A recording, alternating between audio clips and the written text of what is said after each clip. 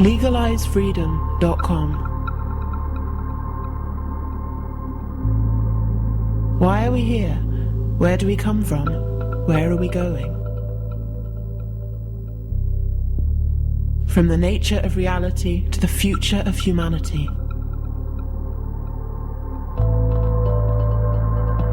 Beyond politics, poverty and war. LegalizeFreedom.com.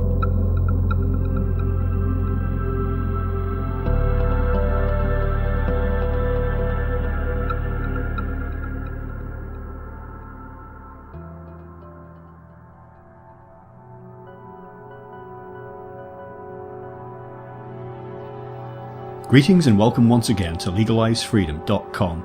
I'm your host Greg Moffat, and today you join us for part 3 of our interview with Gary Lachman, discussing his book, Beyond the Robot, The Life and Work of Colin Wilson. If you're listening on LegalizeFreedom.com, you'll find links to parts 1 and 2 on the website page for part 3. If you're listening on YouTube, you'll probably find links to parts 1 and 2 among the suggested videos on the right-hand side of your screen. In part 3, we consider how Wilson's worldview differed from that of many in the literary movement he was all too often lumped in with, the so-called angry young men such as John Osborne and Kingsley Amis, who rose to prominence during the 1950s. Wilson held an unfashionable belief in the power of self-improvement over and above that of social protest or utopian politics. Indeed, his ideas about the possible emergence of a new human, physically and mentally improved, coupled with his criticism of what he saw as the widespread denial of genius and worm's eye view of the world, were in certain circles condemned as nothing less than fascist. We also discuss Wilson's appearances on television and radio, and his many works of fiction, some of which were adapted for stage and screen. Gary then recalls the occasions when he was fortunate enough to actually meet Colin, and we examine some of his later works, wondering just where his investigations might have led him had he lived longer. Hello and welcome, Gary, and thank you once again for joining us on LegalizeFreedom.com. It's my pleasure, Greg. Thank you for having me on. Today, Gary, we're going to complete a little 3-part series that we've done talking about the author Colin Wilson, specifically some ideas and thoughts inspired by your book Beyond the Robot, The Life and Work of Colin Wilson. Before we dive into that, as usual, just give listeners who are coming to this for the first time just a little bit of a potted bio, yourself, your career, your work in general. I write books, as you mentioned, about sort of philosophy and psychology and esoteric and the occult, and about sort of the history of consciousness, as it were. And I started my interest in this sort of thing began many, many years ago when I was a musician, back in the late 70s. And I was precisely coming across a book by Colin Wilson that he had put out in the early 70s called The Occult, which is the history of the occult. And that got me on the road to being interested in all this sort of thing. Writing this book, Beyond the Robot, Life and Work of Colin Wilson, was kind of a sort of a lifetime achievement sort of goal for me, because when I first came across Wilson's work in 1975, and I was living in New York on the Bowery, and I was playing in Blondie before anybody knew who Blondie was. This book really just really bowled me over. And not only because it was a book about the occult and about the supernatural and the paranormal, those sorts of things, but because Wilson approached it in this philosophical way. And it was looking at the occult in terms of this philosophy of consciousness that he had been developing for many years. And since reading it then and writing about it, I mean, I wrote this book in 2015, now in 2016. That was, 35, 40 years later. Wilson's been central influence on all the books I've done since then. Well, as I mentioned a moment ago, this is part 3 of a little trilogy that we've done. Listeners who are interested can find links to part 1 and part 2 on the interview page for this interview. So that's all there. We won't backtrack on any of that content. And this really, for me, is a bit of a mopping up exercise with not so much random thoughts, but part 1 and part 2 were quite systematic. And this is a collection of thoughts and musings that I had on reading your book.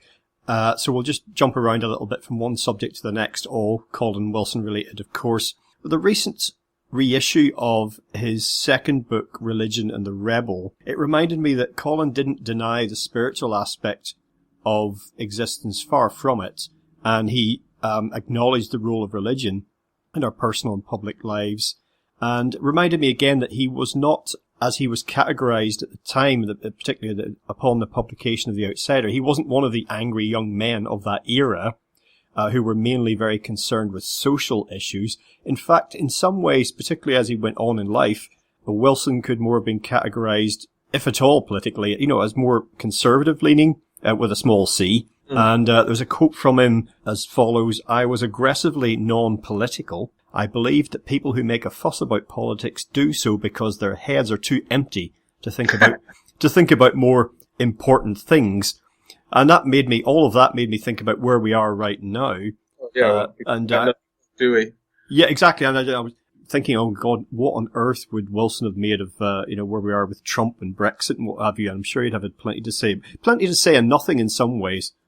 He wouldn't have wanted to be concerned with it, but, well, I mean, funnily enough, the book coming out, later this year, deals precisely with Trump and, all the strange post-truth and, kind of politicizing of reality. But getting back to Colin's second book, Religion and the Rebel, no, he certainly didn't rule out the possibility that the outsider could find an answer to his dilemma, to his questions through religion. At the end of The Outsider, Wilson even says, talking about that at the end of The Outsider's long road, he may lead him to being a saint. And Wilson himself for a while thought that entering a monastery might work for him. The discipline, the austerity, the asceticism, the kind of order, and also the sort of separation from ordinary life, which he felt was, leading nowhere. And just sort of this constant sort of repetition of meaninglessness and pointlessness. And you're right to say he wasn't an angry young man in the way that, say, John Osborne or Kenneth Tynan or some of the other more left-leaning, socially oriented characters were from that time. And as you know, they all attacked him. I mean, they called him a fascist and all this sort of thing, precisely because he wasn't interested in politics. Wilson thought of himself as a socialist, and he started out really as an anarchist. He used to give anarchist speeches in Hyde Park Corner in the early 50s when he was just writing. He was just living in London. And in fact, he worked at he was a hospital porter somewhere way over on the west side, in Fulham or somewhere like that in London. And then he used to cycle with his kind of soapbox on his back over to Hyde Park Corner, in order to put it down and give these wild sort of anarchist speeches. And, but he was never particularly political, but he considered himself a socialist because he was a great, devotee of Bernard Shaw. And it wasn't until he wrote a book about Shaw that he realized that Shaw's arguments for socialism didn't add up. And they were always more conservative in the sense that he was more concerned about, rather than social change, personal change, and a spiritual change. The possibility of that is what he examines in Religion and the Rebel. It's actually, it's the one book in which he is actually quite angry. I mean, he's not, again, not in a social sense, or at least in an even more, total, sense than the, sort of the Marxists or the socialists, attacking him were, because he saw the need for a complete change and transformation. Some of the anger that comes out in Religion and the Rebel is also in his first novel, Ritual in the Dark. But the main thing that he says outsiders, appear as pimples on the face of this dying civilization. He saw Western civilization was really, going down the tubes. And it's a kind of very, I think he wrote out a lot of this kind of world rejection. And if you read The Outsider and then Religion and the Rebel, and then you read the rest of the books of what's called his outsider cycle, Age of Defeat and The Strength to Dream, Origins of Sexual Impulse, and Beyond the Outsider, and then he sums this all up in his book about the new existentialism. The subsequent books, they're much more calm. Not in the sense that there's not passion and energy and fire there, but it's much less, it's much more objective. There's much more of a kind of personal sense of rejection. He's actually slipped into a more philosophical, even scientific mode where he's trying to calmly and patiently piece together the evidence for the alternative to the despair. The mystical experience was something that Wilson wanted to explore through the sort of avenues of religion. You mentioned a few moments ago Osborne. I mean, the final part of that quote that I cited earlier was from Colin. So I felt nothing but impatient contempt for Osborne's Jimmy Porter and the rest of the heroes of social protest. And what you said about his quest for belief in the power of personal transformation, about spiritual transformation, individually and collectively, is something that always drew me to his work from a very early stage. When I started to read Wilson in the early 80s, it was also when I started to read some of the books from the 70s that were very concerned about where we were headed as a society, energy problems, environmental problems, economic problems. And for me, reading Wilson put all that in perspective, and I found myself very much coming down on his side, like the social protest, the eco-warrior thing, the social justice warrior, all of that, I found put in perspective by his work. He was certainly aware of all these problems. He was certainly aware, and I think in some of the later books, like in his last sort of decade and in the 2000s, there are, it's not something that ever became a central kind of topic of him, but there are sort of allusions or sort of references to, like, this poor Earth that suffered, all this kind of damage and so on and so on. So he was aware of this sort of thing, but it wasn't something that was his central, concern. And I mean, he knew people like Schumacher and others who were involved in more, let's say, actual kind of activist sort of projects out there, different ideas about sort of alternative societies and all that. But certainly he was much more concerned about the essential thing for him was consciousness. You and I and everyone else's, our own consciousness, and our, ability to understand it more and to increase it and to develop a kind of, develop a strong grasp on the sense of values. I mean, this was, I think, the thing that was most important for Wilson.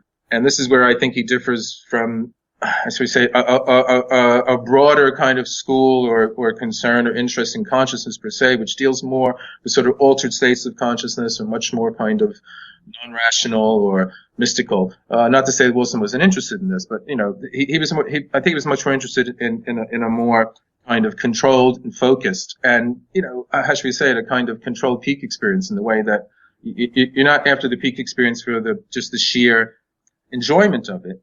It's the meaning that is revealed. And the meaning that one sees in it is the source of the pleasure and the surprise and the joy and all that. And, the idea that we could somehow learn how to not manufacture these things. They're not sort of, produce or a product that you can make. They're basically, they take place because, somehow, for some reason, that we don't yet have conscious control of, or, our consciousness sort of just works the right way. And this was the sort of thing that, he was striving for and he focuses on, and, he gets closer and closer. His approach to this becomes more and more fine-tuned. And this is what I try to do, with my book is, spell out that he, this philosophy of consciousness is how that was very, very finely tuned, and he kept really close to it, and it was empirical, and it was, sort of, phenomenological. And, it's something that I think that once you start getting into Wilson's work, you recognize that it's, and it's something that one can follow and develop. Personally, I do interviews based on social and political issues, what I call the 3 E's, energy, economy, environment. I do that stuff all the time.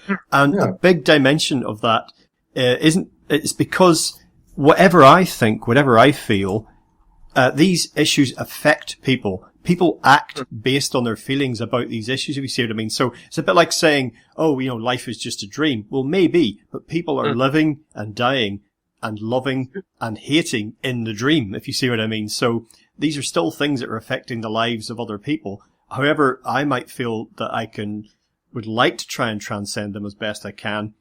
Millions, billions of people are affected this way. So I think Colin would have recognized that as well. It's like whatever you feel about, whatever your worldview is, other people don't necessarily share it. And we have to kind of factor that in. No, of course. I mean, well, the universe, it's a big universe. I mean, in the sense that, there should be room enough for different, views and all that. But I guess in our times, you were, mentioning it earlier, in the politicizing of it, that aspect, but also we are faced with these issues, and they are very polarizing, and they seem to be the sense that something has to, be done now. That kind of thing. So it does seem to be, what do you want to say, a kind of, things are becoming more intense, and, there's perhaps less of a kind of, there seems to be less of a kind of shared medium, among different sorts of ways of doing things. There seems to be different camps are kind of buckling down into how they are. I don't necessarily want to talk about this book that's coming out down the road, this book about Trump and sort of occult politics. But in it, I do refer to this notion of the war of all against all. And this was something that Rudolf Steiner talked about in a series of lectures he gave, just before World War One. And obviously it's something that goes back to Leviathan and Hobbes and all that. But there does seem to be a case where, there's this fracturing, into a variety of different sort of goods or values or camps or whatever you want to call it, beliefs that are kind of battling it out.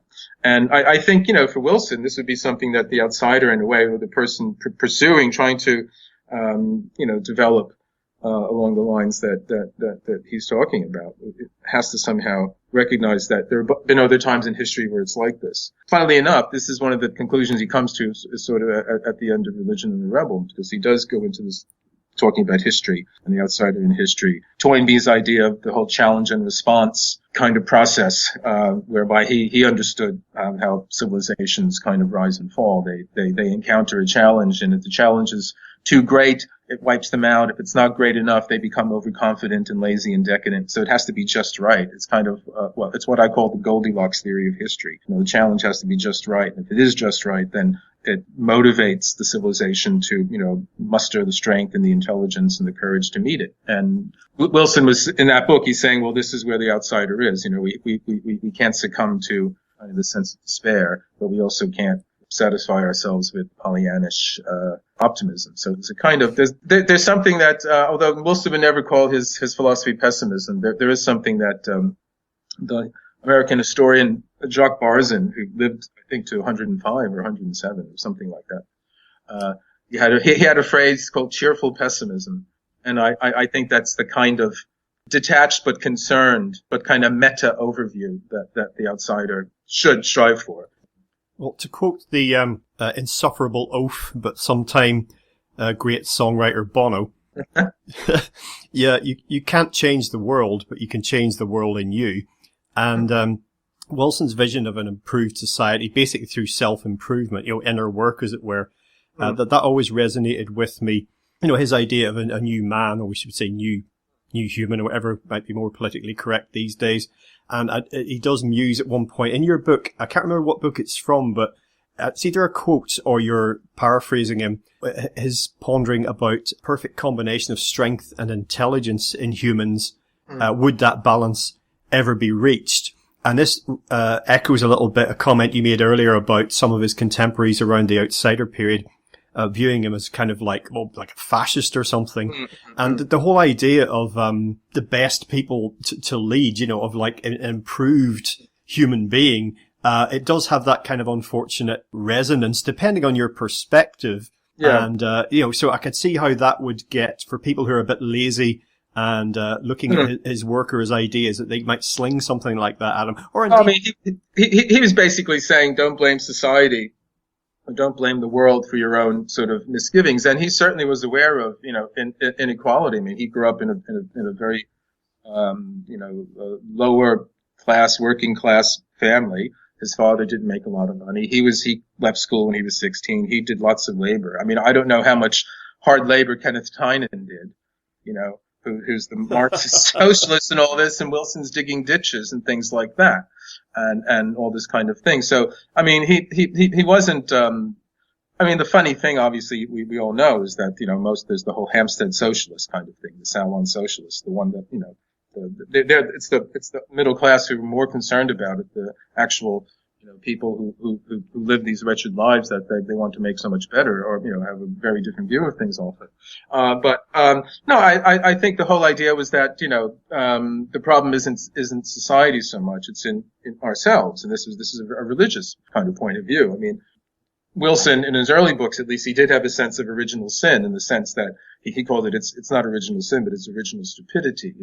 Most of us, and himself included, we're just, we're rather dense and so on and so on. And, you need a certain amount of discipline in order to get something good out of us. And that, for people like Tynan and Osborne and the others, that all smacked of kind of like, Hitler and, just in the sense of, order and, alles muss in Ordnung sein and this kind of thing. But that's, he didn't meet that kind of regimentation because he himself was in the RAF and he hated it and everything. He got kicked out by pretending to be gay, and all these kinds of things. So he didn't have any kind of militaristic notion, but the whole idea, he did recognize that, a lot of our problems come from our own kind of complacency and indulgence and self-pity and all that. So he didn't have, and what he saw in Osborne's, like, Look Back in Anger, was this long whine. And he wasn't alone. I mean, there were many other people who did at the time, but it became fashionable because Kenneth Tynan wrote this very, very well written review of it, and suddenly it was all the rage to be enraged, to be angry young man. And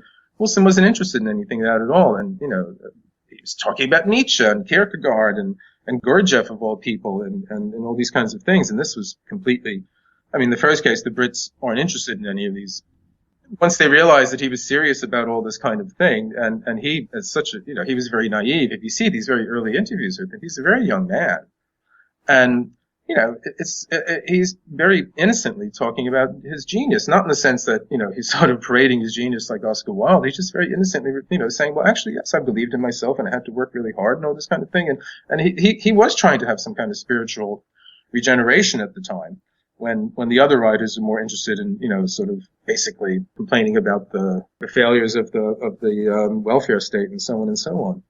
Much like today, that's the whole thing. If you talk about any kind of religious sense, not in some kind of broad, general spiritual thing, which you kind of accept, but, something that's actually a bit austere and hard and demanding and recognizes our own weaknesses and indulgences rather than sort of making a place for them. That in many ways our society is about that. It's about, it's a difference. In one of my books, The Caretakers of the Cosmos, I make a distinction between the only human and the fully human. Maslow talked about the fully human, which would be, in a sense, the kind of ideal, let's say, that the outsider would strive for, this kind of actualization. We settle for the only human, we're good enough humans or something like that. And this is, yes, of course, we have to have compassion and all that. At the same time, it's hard, it's hard to say this without it sounding like, oh yes, you're turning into a fascist, but that can easily slip into just basically indulgence and laziness and all that. And so there's a need for a kind of discipline, and the best discipline is the one we, apply to ourselves. That doesn't come from some outside source. And that's what Wilson is outsider wants to do. He doesn't want to, accept some discipline from some fascistic leader, nor does he want to lead lots of other people. That's just a waste of time. He wants to be left alone to be able to his own self and his own consciousness. Well, I mean, Wilson always struck me as, in his early days as someone, it's a bit of a cliche, the idea of a old head on young shoulders. And they seem to be like sort of just almost like a reincarnation of somebody. Do you know what I mean? He kind of arrived, not quite fully formed, but more developed than perhaps, a lot of his peers might have been. And anger seems to be a function of young men in particular. But these days, I suppose, young women as well. And I've always used to joke, like I do today, with like when I meet people young enough to be my own children, and they're living out the angry young man stroke woman person cliches. It's like, well, yeah, you just meet someone nice, you fall in love, and then suddenly all this will go away. And that doesn't mean you'll become fat and happy. But it's about having just a wider view of reality, and just be able to see things with a bit more clarity. And so in many ways I could share Wilson's reservations and even, to use his word, contempt towards some of these angry young men, because it just seemed quite naive in a way. Mm-hmm.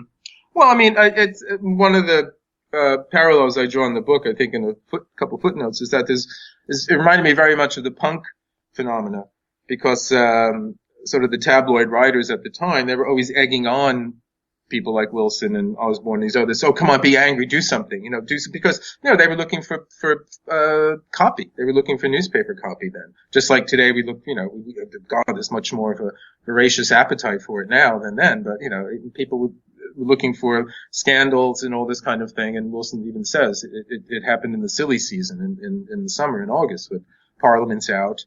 There's nothing happening. And when there's no politics, there's no news, really. And so they have to find something. And so they would go around to all these different things and, a variety of different ways instigate things happening. And Wilson, I said, he was very, very naive. He was brilliant, obviously, but, as a young man, he was just like, you look at the Beatles, God, people were asking them questions about the meaning of life and how to stop war when they're 24 or even younger. And, lots of people taking it seriously. So, I mean, I think Wilson probably had more idea of how to answer that question than John Lennon, even though, he had probably more influence. But in any case, but I think the thing that happened was that he realized it just wasn't about being angry. It was about, okay, he got that out of his system. And that's kind of like the first step in the outsider's dialectic, if you want to sort of talk about it in some sort of systematic kind of way, this kind of rejection. You reject the immediate world that you're in because it's holding you back in different ways. And a lot of people stay at that level. I mean, the Beats kind of stayed at that level. I mean, Wilson very quickly lived through the sort of Bohemian experience. Funnily enough, there's a film made of his novel Adrift in Soho. That's right. Is that coming out this year or next year? I don't know. There's a screening of it. I'm supposed to be going to tomorrow. And it'll be coming out this year then. I think some bit of it may be at this Colin Wilson conference that's happening later. Yes. As well, up in Nottingham. But I mean, the funny thing is that his novel Adrift in Soho is actually, a very, good-natured, but nevertheless. Serious critique of the whole Bohemian scene. I mean, he just, the character in it, who's Wilson, and it's his, another alter ego, but he quickly realizes he's just much more serious, than most of the kind of posers around him and all that. And he quickly tires of the Bohemian life and all that. And he realizes what he wants is just basically, a stable life where he can just do his work. And it is, again, he's no longer this kind of, rebel against society. He's basically wants to be left alone in order to develop his whole theory of the outsider, in which he writes it out in I said about these 6 books, and then he writes novels and a variety of other things. At the same time, he's developing all his ideas about crime, which crime and violence and sex crime and all that, these are all related to the outsider because they're a kind of, dark side of the outsider's path. The outsider seeks extremes. He seeks intensity. He wants to throw off his lukewarm life. He seeks life more abundant, as the Gospels, tell us to seek. But in this kind of warped way, that pursuit, if it's frustrated, can emerge and show itself in these darker kinds of ways. A theme in his novel Ritual in the Dark, which I've always described as the brothers Karamazov meet Jack the Ripper in post-war World II London. Jack the Ripper kind of theme, the serial killer, and then these 3 characters who live out. They embody these 3 parts of the human being, the physical, the emotional, and the intellectual, and they're also supposed to be three characters that Wilson investigates in The Outsider. Nijinsky for the body, and Van Gogh for the emotions, and T.E. Lawrence for the intellect. That novel should be rediscovered. I mean, I had some contact with Penguin Classics a while ago, and I suggested to them a few times that they should get a jump on things and put that out as a Penguin Classic, because it's certainly, whatever you think of Wilson, it's a very, very good novel, and it's a very good London novel too. Well, related to a couple of things that we've spoken about so far, and these are a couple of phrases from your book. Again, I'm not sure if they're from quotes from Colin or your form of words, but there's the phrase denial of genius, and the phrase worm's eye view. And this is something that I've kind of observed all my life as a real problem. And again, when I discovered Wilson, I realized that he saw this as well, which is just this kind of lowest common denominator thing that goes on in human society, which ultimately holds us back. Now, I understand, like Wilson proclaiming his own genius in the early days was, how shall we say it, problematic. And we can see how that might have been a little bit ham-fisted and naive. But, the basic instinct that he had wasn't misplaced. No, not at all. Not at all. I think it's healthy and innocent, yes. But it is an issue, isn't it? It's kind of like that the race to the bottom, or as I say, at least lowest common denominator, that we shouldn't get too big for our boots, too ahead of ourselves. And if anyone out there has kind of got some kind of blinding idea that looks like it might move the whole species forward, fine. Yeah. But let's couch it in the right terms. Let's not just get too ahead of ourselves. And that's something that I've come up against just in I think that's just characteristic of mankind in general. And I mean, the opposite is also true in the sense that, especially for our time now, it's okay. Everyone's a genius then. It's sort of every little thing anyone does is, some sign of creativity. This is kind of like in a sense, the Frankenstein monster, that the sort of self-development, or whatever you want to call it,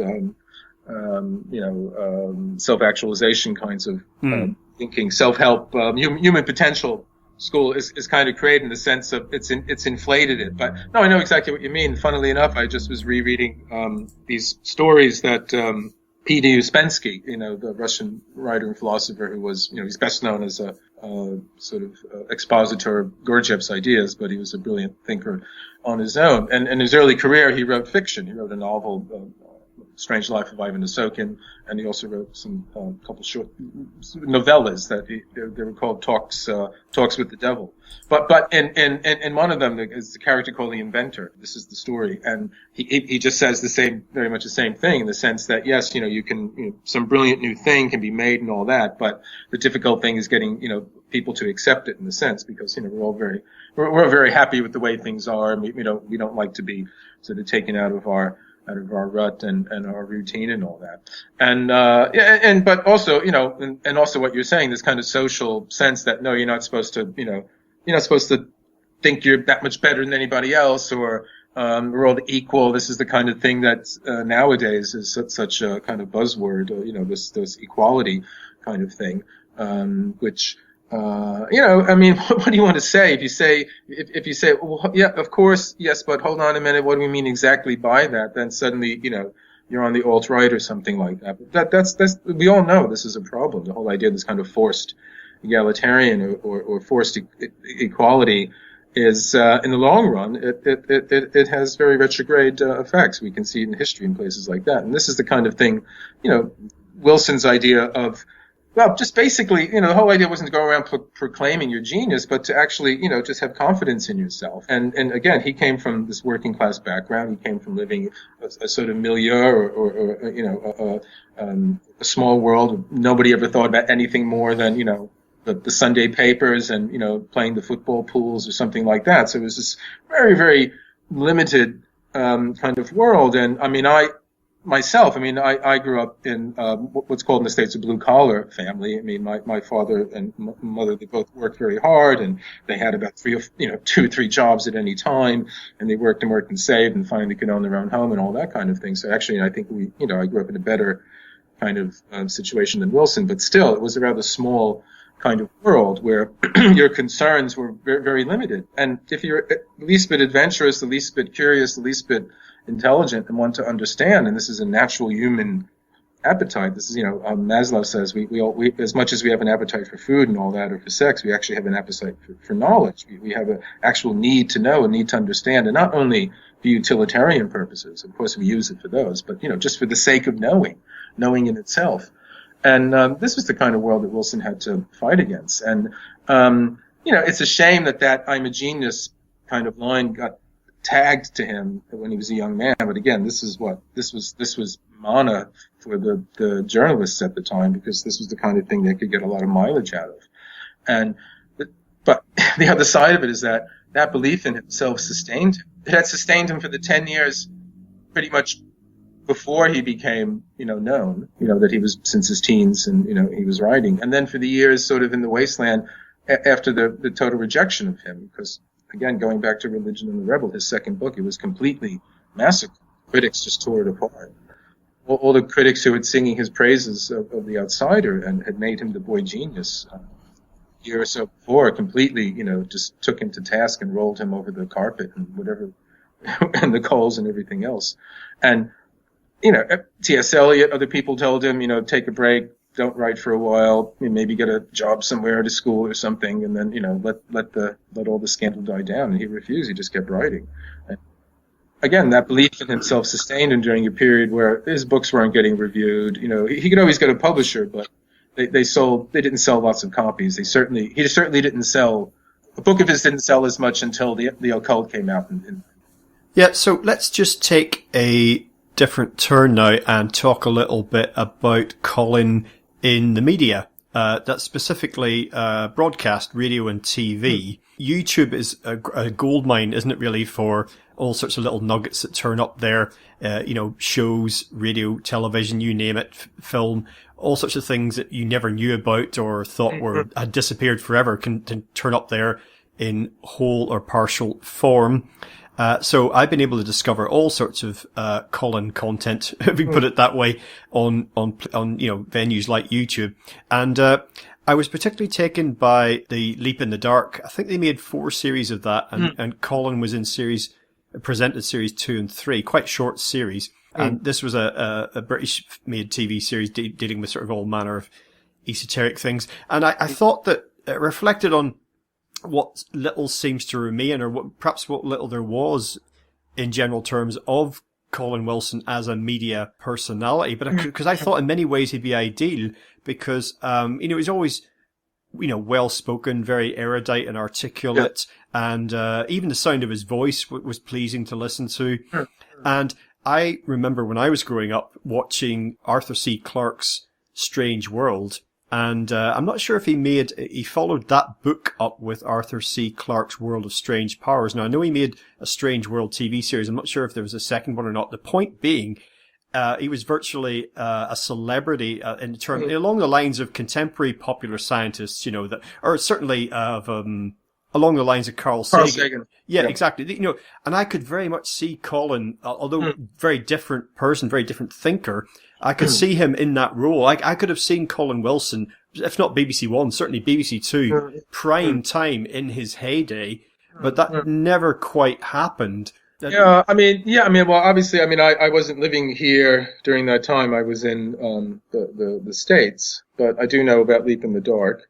Funnily enough, in his book Mysteries, that came out in '78, which was sort of his follow-up to The Occult, and kind of really established him as one of the main writers and thinkers about parapsychology. He talks about these panic attacks he was going through during the taping of this program, Leap in the Dark, and other things like that. I think he was in more sort of regional television. He does talk about quite a few things that he was on. So an arts program whose name escapes me now. Where he was on the panel with a couple other writers, Alexis Liscard, I think, was one of them, and a couple other things like that. And I also think, in the early days, he did a program about Jack the Ripper. There was also a documentary he made, or he's in, where he's interviewing. He did Ken Russell. Oh yeah. God, that shows you where I am now these days.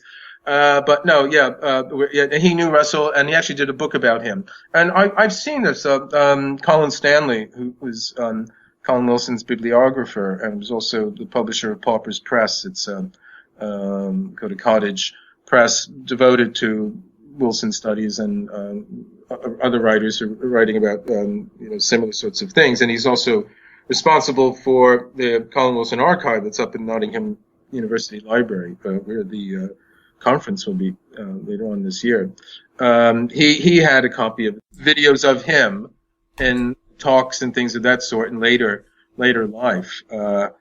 Again, Colin Stanley sent me a copy, a very rough copy of a video someone had made in 1981, beginning of 81, in London, at this place called the Village Bookshop, which doesn't exist anymore, in Regent Street. And I was actually at that talk before I had made my pilgrimage to Tetherdown, Wilson's home in Gorin Haven in Cornwall in 83. But I was in London in 81, and I saw that he was giving this talk, and I had already spent a great deal of time buying up as many Wilson books as I could find in London at the time. And I went to this talk, and at the very end of the tape of the talk, the video of it, you can see me walk up to him, which was very funny to see a little glimpse of that. I don't know. I don't think that surfaced on YouTube, but I know what you mean. I think there was a couple close, misses for him. His novel, The Glass Cage, which is one of these crime novels, which he uses the format in order to, talk about these ideas about consciousness and mysticism, the relationship between, this search for intensity, consciousness, and crime. And I think that was, there was a film deal for that. The option had been bought, but it never quite got there. Something that sadly he didn't complete, that he regretted. There was this novel that he was working on for the longest time called Lulu, and it was based on Frank Wedekin's character, the Lulu character in his novels Erdgeist, or Earth Spirit, and the same character that's the focus of Pabst, the German filmmaker, G.W. Pabst film. And it's about this woman who just, generates this incredible sexual energy, and this is something Wilson was always interested in. I mean, he wasn't interested in drugs. He tried mescaline. He didn't care for it. His sort of consciousness changing thing was sex, and not in this kind of tantric or Aleister Crowley or kind of decadent sort of way, but he was very, very attuned to understanding, how sex has this transformative effect. And he wanted to capture this in this novel, and he never finished it. It's been published recently. Colin Stanley, again, brought it out as Pauper's Press edition.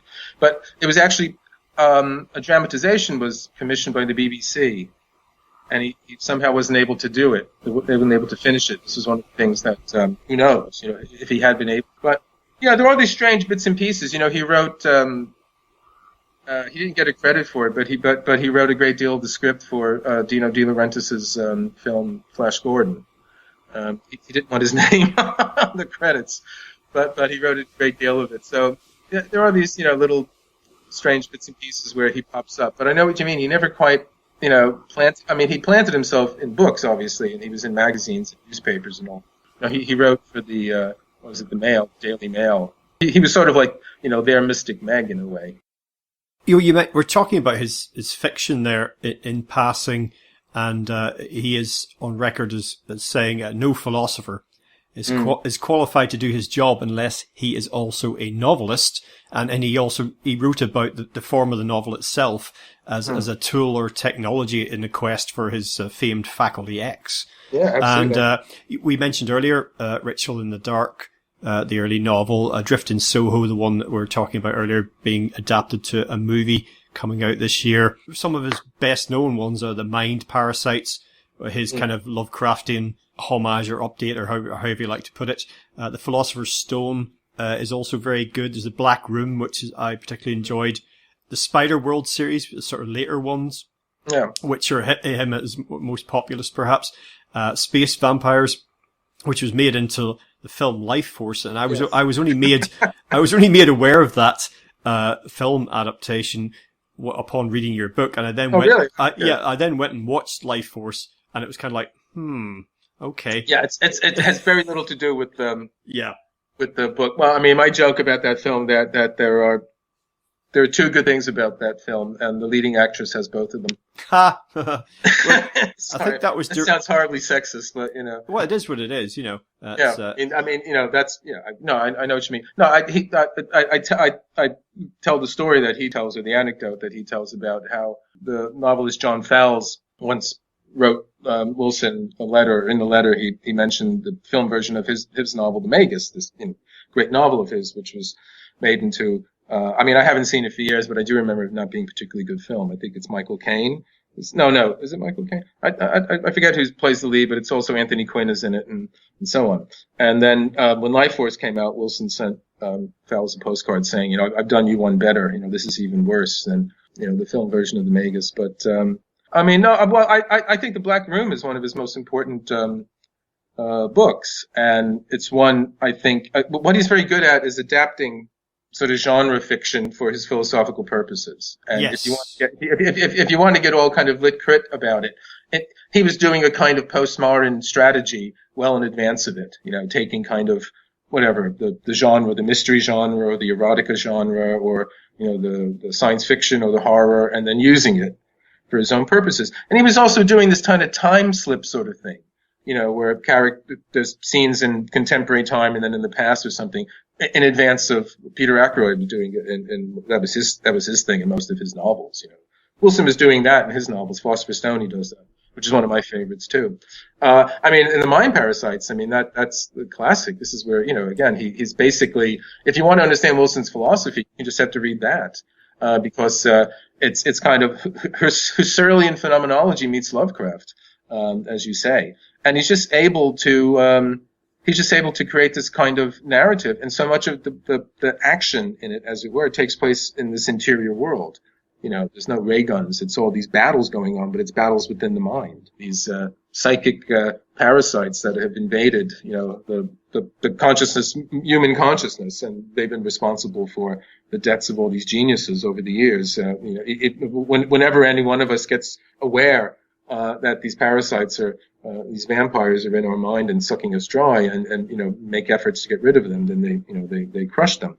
And Wilson, his character in there, and there's a band of people who learn how to through the methods of Edmund Husserl, the German philosopher, his philosophical method of phenomenology, which is a way of understanding and sort of analyzing the structures of consciousness. They're able to somehow evade or throw off these parasites, and then suddenly all these powers that are there waiting for us to use, but have been sort of dampened by these mind-sucking things are available to them. And this is his kind of, it's tongue-in-cheek at the same time, but it's also his picture of, well, here's the possibilities of mankind. And in a way, I think this one thing I asked Colin, because I knew him over the years, and I did ask him at one point, just because he wrote so much, I wondered, were you trying to outright H.G. Wells? Because H.G. Wells also wrote a great deal.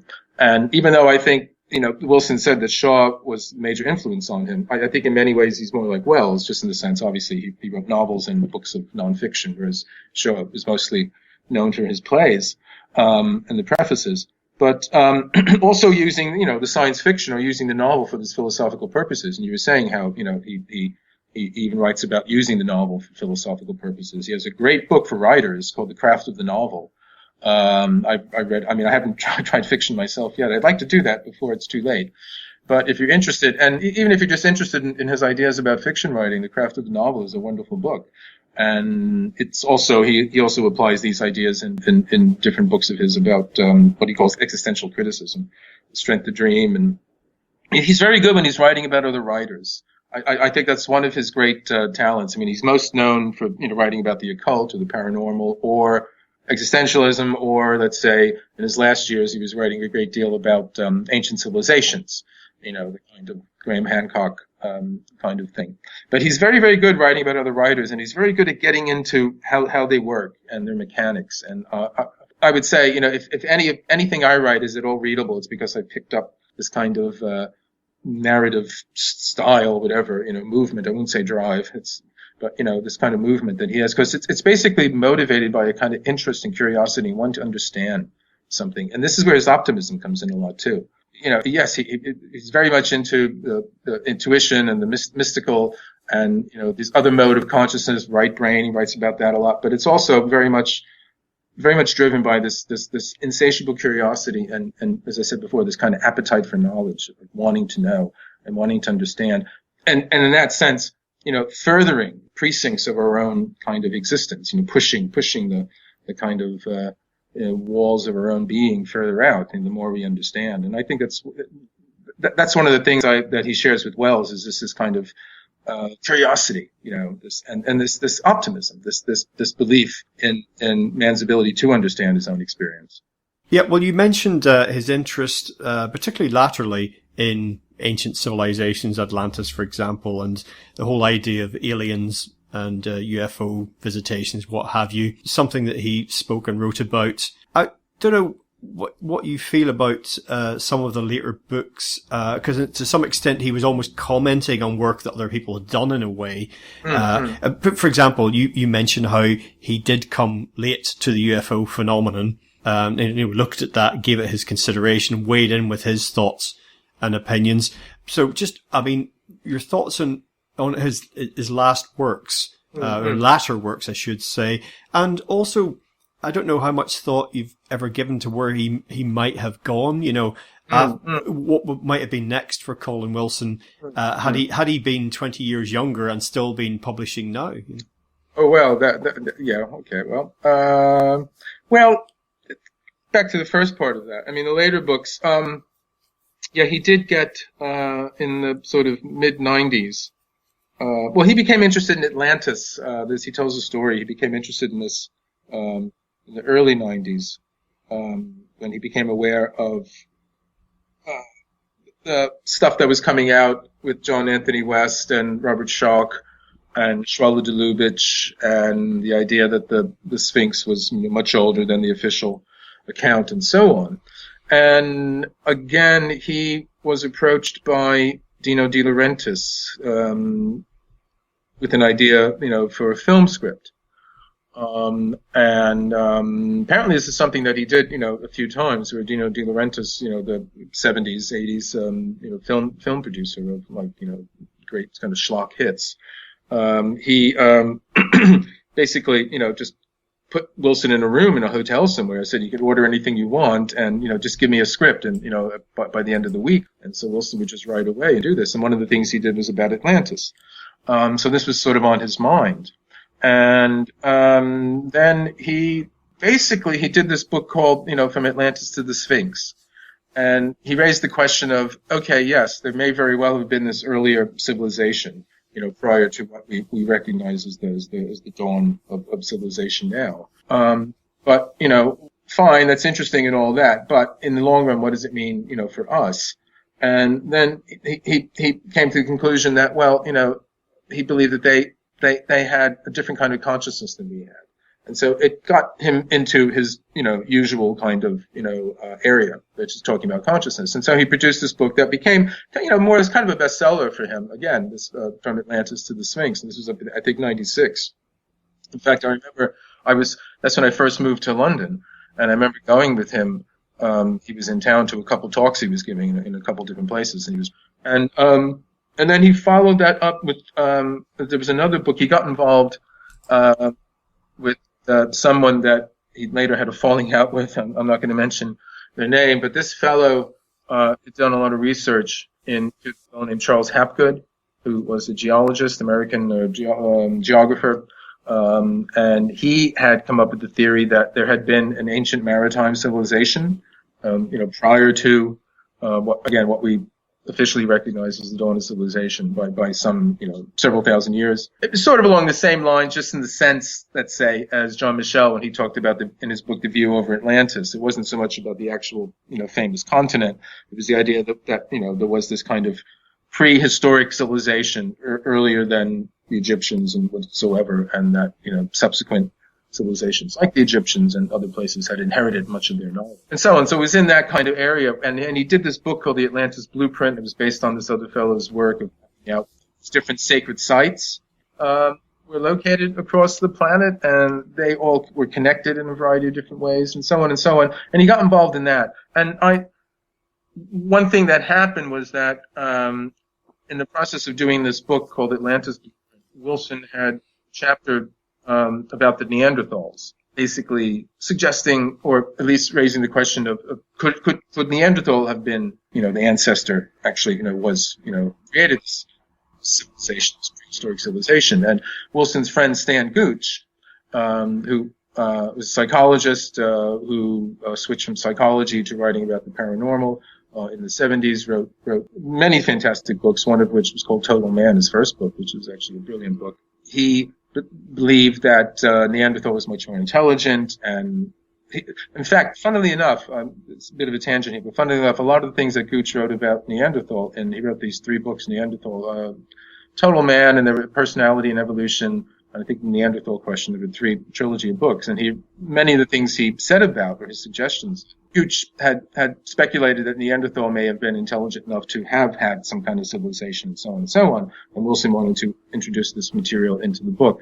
But through a series of events that it's unclear exactly what happened, in the end product of the book, the chapter on Neanderthal was taken out, and Wilson felt that it was taken out without his knowledge, and so there was a falling out between he and his collaborator. And so what he did was then do another book after it called Atlantis and the Kingdom of the Neanderthals, which is, I say in the book that I felt like it was a mistake for him to do. I think what he had to say about the Neanderthals, he could have said in an article, which he did say in an issue of Fortean Times, and it was kind of slightly about like, well, I want this stuff in the book, and damn it, I'm going to have it, So he made his own book. And yeah, you're right. He did what he was doing a lot of was reading a lot of the material and sort of piecing it together in his own way, which is interesting enough. But I think if you had already read like the previous 2 books, you would have got most of the material in this other.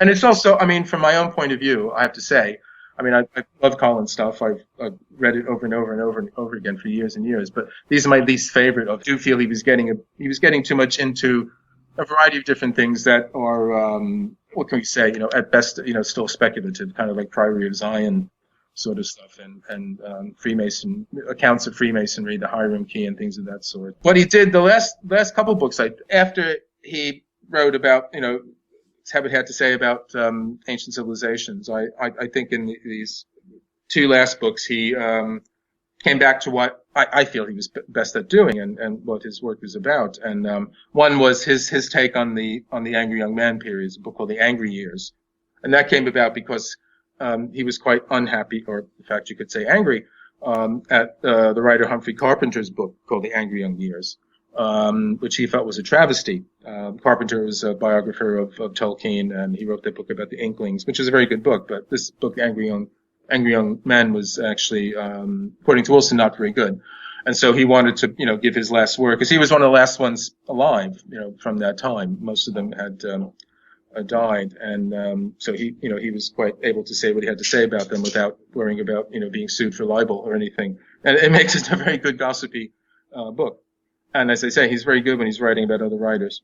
And then his other book called Superconsciousness, which he had been working on off and on for some time, and I think a Japanese edition had appeared earlier. But this is sort of his summing up of his work about consciousness, and it's kind of his DIY book. He never really said, here, do this. He wasn't a guru like that. He wasn't a teacher like that. He was a writer, a philosopher, interested in ideas, but he also had methods, developed at least, empirical kind of approaches to dealing with this consciousness. And this book, Superconsciousness, he kind of spells it out.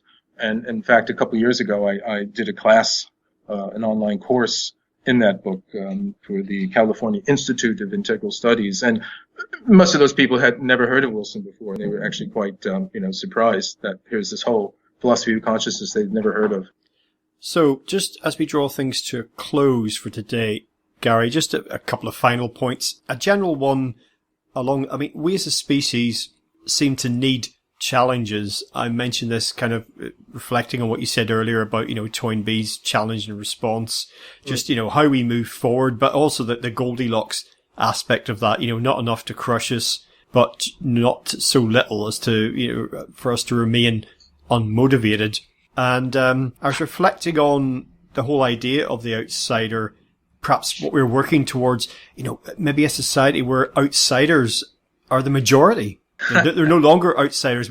And then I thought, well, would we then just get new outsiders? Would the old outsiders become the insiders? And see well, I guess in one sense that generational conflict that happens. In one sense, just Wilson himself. And when I first came here, I was surprised that a lot of people's reaction that I knew to Wilson. They thought, oh yeah, he wrote a couple good books, but he just kept repeating himself over and over. And they kind of saw him as this, older character who had just kind of been there for ages, and that was very different for me. But then I'm a bit older than them, and they were more post-punk, I guess, or slipstream, or I don't know, steampunk area. And it was sort of J.G. Ballard or people like that were more their style, let's say. Wilson was a bit too optimistic for them. So, but I mean, I don't know in terms of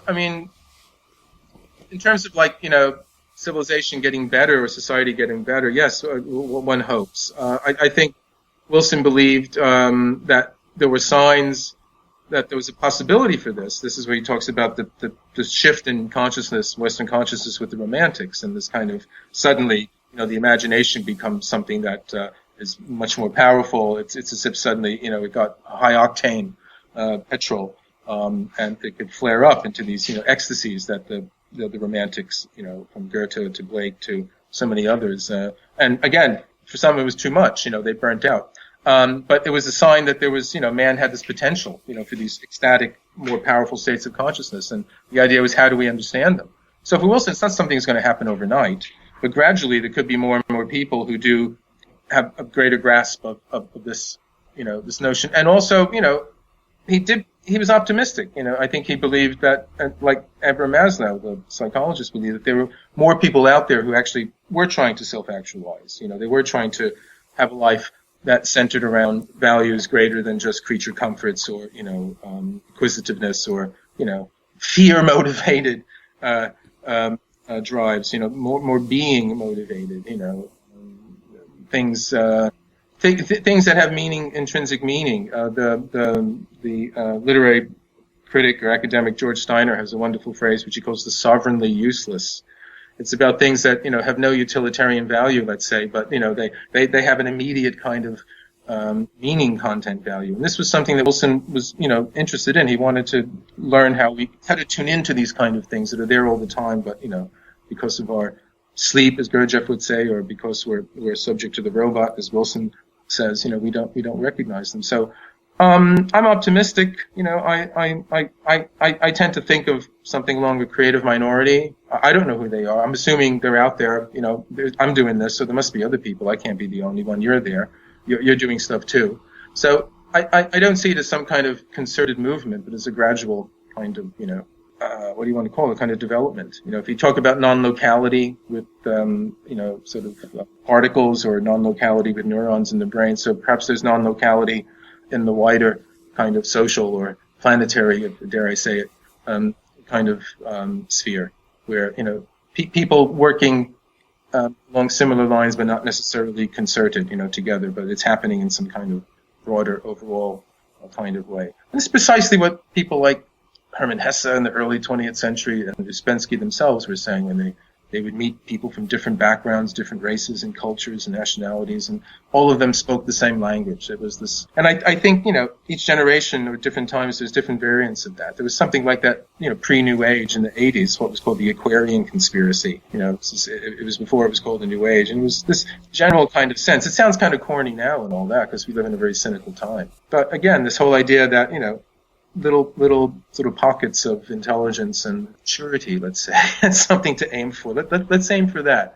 Let's try for that. I think fundamentally, that's what Wilson is talking about. And the outsider is someone who wants to actually, mature. He wants to become something more than the kind of self-centered, child that we take to be, the normal human beings.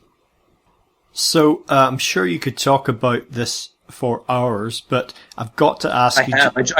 Greg, I just have.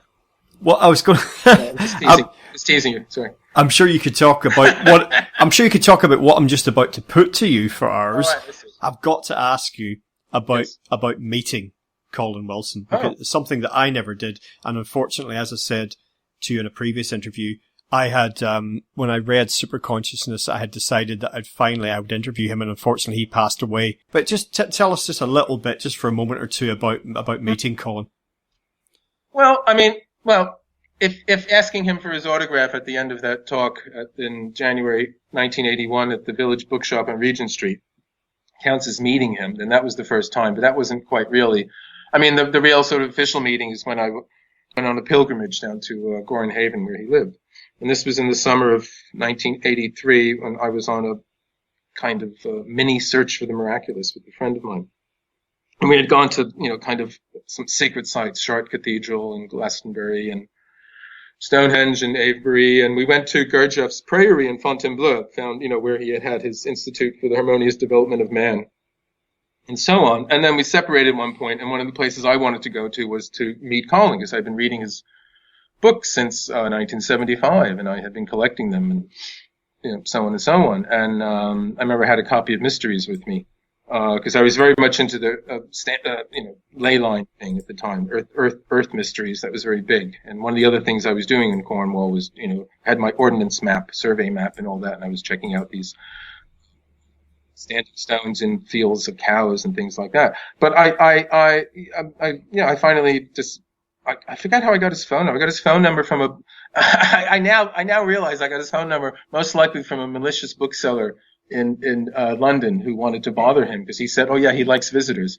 So he gave me his phone number, and so I had hitched down to Penzance, and I was in Penzance, and I called him from a phone box, and he said, yes, of course, fine, you can come by. He was always, everyone was dropping by there all the time.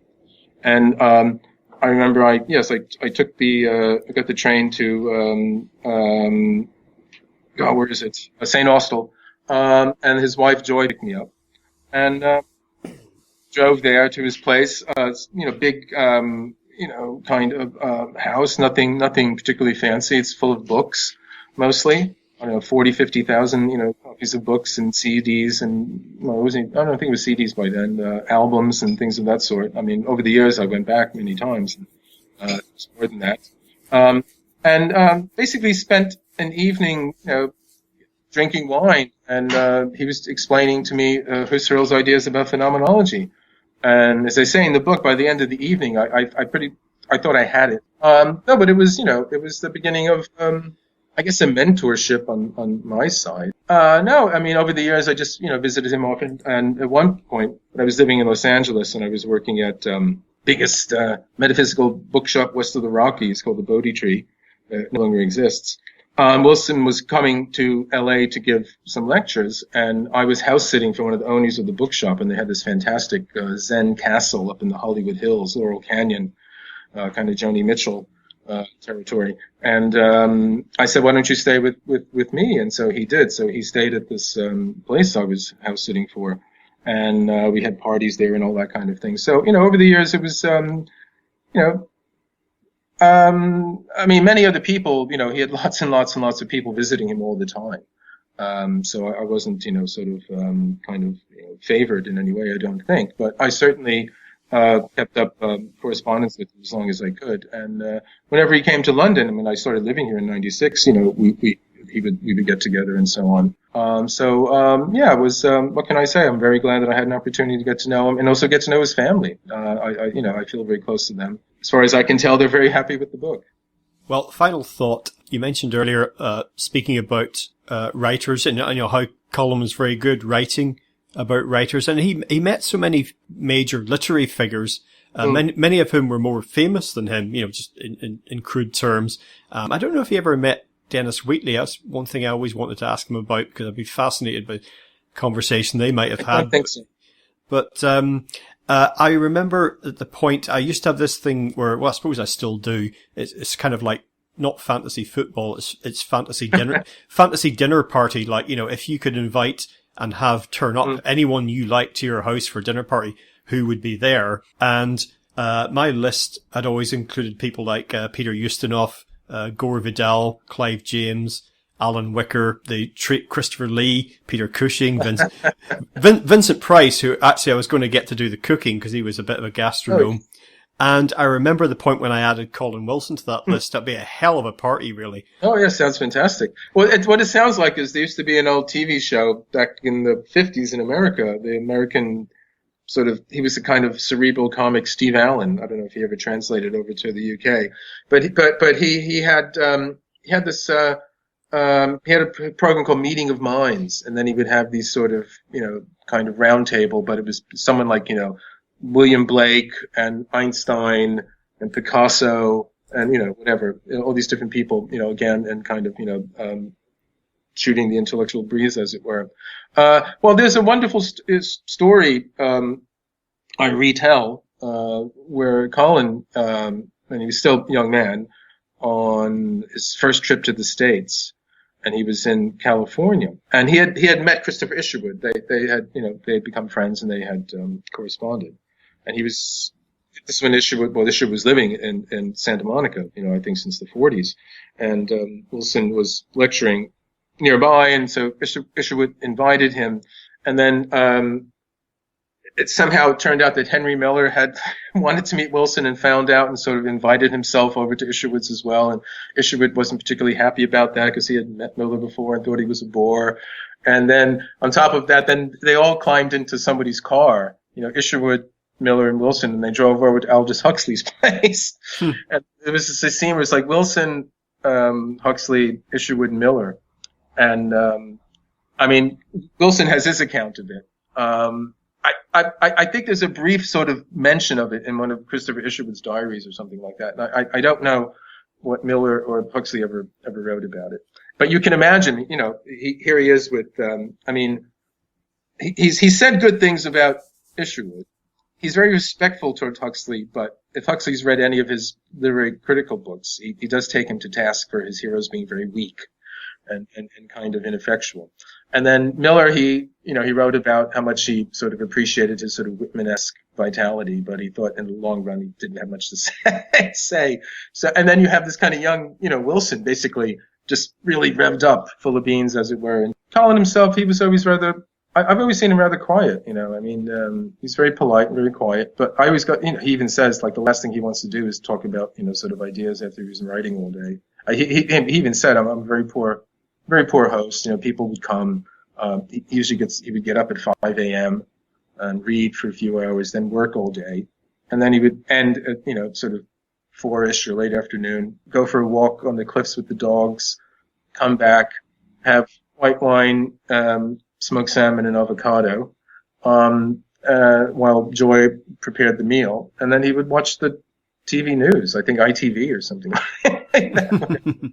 And he's just watching the news, and then basically you're sitting there. So in many ways, it's sort of like, you think when you meet someone whose work you admire, you're going to get something more than what you have already. But actually, you've met them in their books or their music or their paintings. And when you meet them in the flesh, that's what you're meeting. You're meeting them in the flesh, and they're just like you, basically. Yeah, well, what I would take away from that is hopefully what Colin would have wanted, which is that this is within all of us. Anyone can do this. So, okay, well, absolutely. I think that's one of the messages he wanted to put out. It's like, I'm not special. I worked at it. I took the risks, and it's just a matter of courage and determination. There's no magic trick. Exactly. So, okay, today, Gary, we've been rounding off, as I mentioned at the top of the show, part 3 of our little mini-series about Colin Wilson, based on your book, Beyond the Robot, The Life and Work of Colin Wilson. The interview page on the website contains links to various resources, including, for example, colinwilsonworld.net. Just share with listeners, however, your own website, and you've already mentioned that you've published books since the Colin Wilson one, and you've got another one coming out, as you mentioned a little bit earlier. Just say anything you'd like to about that. And I will be an attendee at the Colin Wilson conference you mentioned. Now, there's very, very limited places for that. In fact, it may already be sold out. I'm not sure. Yes, if you my website or blog is garylachman.co.uk. Most recent book that's come out is called The Lost Knowledge of Imagination. That's a book about how imagination is actually a cognitive faculty. It's not a means of make believe or of creating some kind of substitute or alternate world to escape from this one. And as I mentioned earlier, later in the year, the end of May, I have a book out called Dark Star Rising: Magic and Power in the Age of Trump, and it's about all the strange occult politics that have surrounded Trump's presidency, and also stuff happening in other parts of the world. Splendid. Well, Gary, once again, thank you so much for joining us today on LegalizeFreedom.com. Absolutely my pleasure, Greg. Thank you for having me on.